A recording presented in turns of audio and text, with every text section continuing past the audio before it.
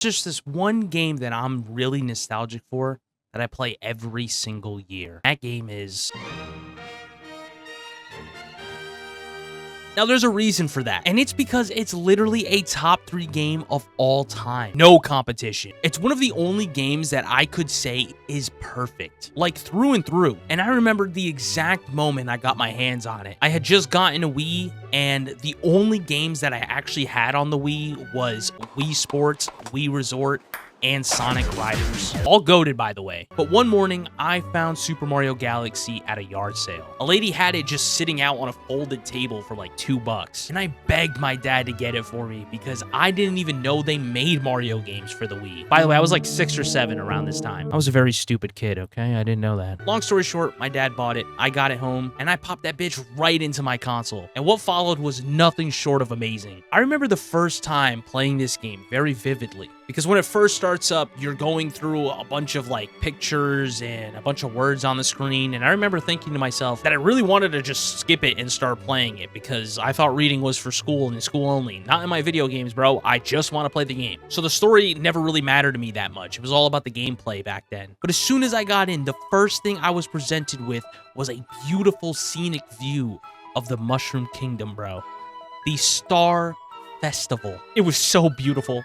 And then tragedy struck. Bowser and his goons came out of nowhere and destroyed everything. It was the most hectic thing in the world. And I remember watching Mario hang on to that castle for dear life. And I remember thinking to myself, dude, just hang on as long as you possibly can. And also, what the hell are these toads doing, bro? These guys are a bunch of bitches. And then this weird-looking turtle wizard Koopa thing popped up, and he just came out of nowhere and blasted Mario with his wand on some, like, Harry Potter shit, and he went flying through space. I was like, no, Mario, my goat, bro. This has to be a prank. Don't let him die. No, he survived. He landed on some random galaxy or planet, whatever you want to call it, and then there was 3 bunnies in front of me. And I was like, God damn, what the fuck? And I didn't even get to catch my breath, and then these 3 bunnies were like, yo, catch me if you fucking can. And then as soon as I caught all 3 of them, I got magical star powers, okay? I could spin and smash anything with my bare fucking hands. But before I got my star powers, I was introduced to the baddest bitch in the entirety of the Mario universe, Rosalina. And if you don't like Rosalina, you just don't like women. It's just that simple, bro. Like, I completely forgot about Princess Peach at that moment because I was straight up looking at a 10 out of 10 baddie. And I was like, dude, Mario, listen, this is the one, bro. Screw Princess Peach. We got a baddie right here. Like, Princess Peach is low-key getting kidnapped by Bowser because she is low-key his sneaky link. So 7-year-old me was infatuated with Rosalina immediately. And I remember going through the first section of the game and just loving it. Getting that first grand star and bringing it back to the base, seeing the base entirety just filled with darkness, I was so drawn to it. And when I saw that grand star get put into like this middle core thing, I don't even know what you call it. I was just calling it the sun. But when it got into that thing and it powered up the base and lit it up a little bit, I needed to collect every single star in this game. I knew I had to because I wanted to see what this spaceship would look like when it was fully lit. So that was it. At that moment, I already signed my life away. I signed the contract, bro.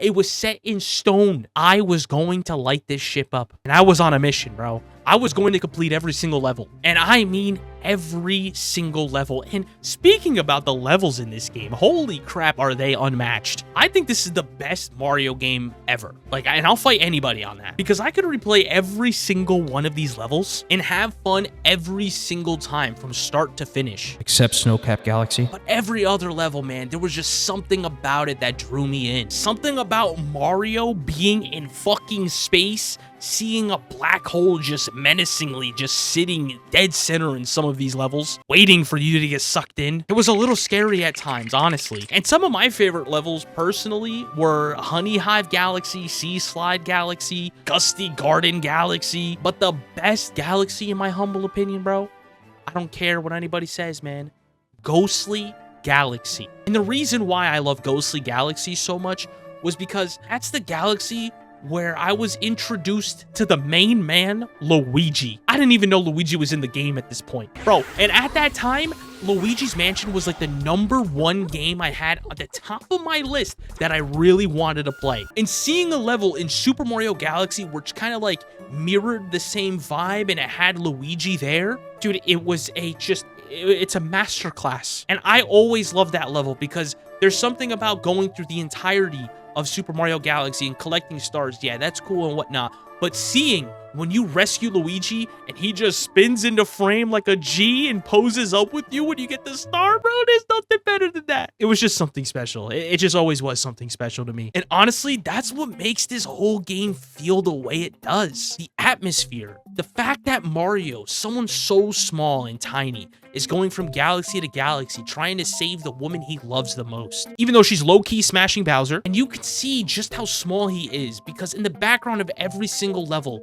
you see the entirety of the universe, all the stars, all of space. You're one small speck in everything, yet this is your story. Your story. You're making it big, and I don't know, like, something about that just draws me in every single time. Bro, we'll never nail a 3D Mario game like this ever again. And these graphics are timeless, too. Like, I don't know how they did it, but the graphics till this day look amazing. And okay, I have to talk about the power-ups in this game because there were quite a few memorable ones. Like the bee mushroom. Oh my god. When I saw Mario dressed up like a bee, it was like the weirdest thing in the world. I'll be honest with you, I was not a fan, okay? Like, why did Mario get so thick? But the bee power-up made you fly around a little bit. I won't lie, I thought that was kind of sick. But then you had something like Ghost Mario. What the fuck was that? And Spring Mario, which honestly just put Mario in some bondage gear. Like, what the fuck is this, Nintendo? All right, I'm getting off track. I don't even know what I'm talking about at this point. You had the Rainbow Star in it as well. That's classic. Everybody knows what the Rainbow Star does. But the best power-up, 10 toes down, is the red star power-up. You want to talk about Mario power-ups? This is the pinnacle, bro. Mario gets dripped up. He doesn't go all red and white like the Fire Flower, which is pretty sick. He goes from his classic red and blue attire to red and black. Red and black? The aura you gain from this power-up, it's too much, which is why they only give it to you for a limited time, like the rainbow one. If it lasted infinitely, everyone would just say it's the best, dude. But anyway, now that I'm older, I get to come back to this game every single year with a different mindset. Every year that goes by, the older I get, the wiser I become, at least I like to think, and I appreciate it more each time that I get to play through it. Because gaming nowadays just is all about how to make the most money. Call of Duties are being mass-produced. It feels like there's a new battle royale every other year. Souls-like everywhere, and now extraction shooters because Arc Raiders did so well. And if you don't believe me, while making this video, Call of Duty just announced Modern Warfare 4, and they announced it alongside with DMZ, which is their extraction shooter mode. It's just trend hopping, all of it. It's all it is, bro. It's all about trends. But I can get it from the company's perspective. You know, if it's something so popular, why not capitalize? But I just miss when gems like Super Mario Galaxy used to come out. I miss when someone had an idea, made that idea into something, and created a timeless classic. No battle passes, no in-game cosmetics, no $30 DLC, just a one-done adventure. And when you play it from beginning to end, that entire journey feels like something special, almost surreal. And every time I get to the end, I realize that's it. This is over. Now I'm gonna have to wait a whole nother year to do this again from start to finish, because that's my tradition. And I know people are gonna say I only play this game because I miss being a kid. Honestly, that's not just it. I don't play it because I miss being a kid. I play it because I miss the feelings that games used to give me when I was a kid. When games were just games, not mass marketing money tools. That's what I miss most. So yeah, I've been going back and playing a lot of older games recently, and I plan on making a bunch of videos on them. And I'm not shying from anything new either, because there are great games out there, you know, like there's Elden Ring, Baldur's Gate 3. Not saying new equals bad at all, but I'm just still searching for that one game that gave me the same feeling that Super Mario Galaxy gave me when I was a kid. But until then, I got a tradition to keep. But anyway, thank you all so much for watching. If you're new around here and you like what you saw, go ahead and hit that subscribe button and become a part of the patch today. But yeah, that's all I got. Thanks for watching.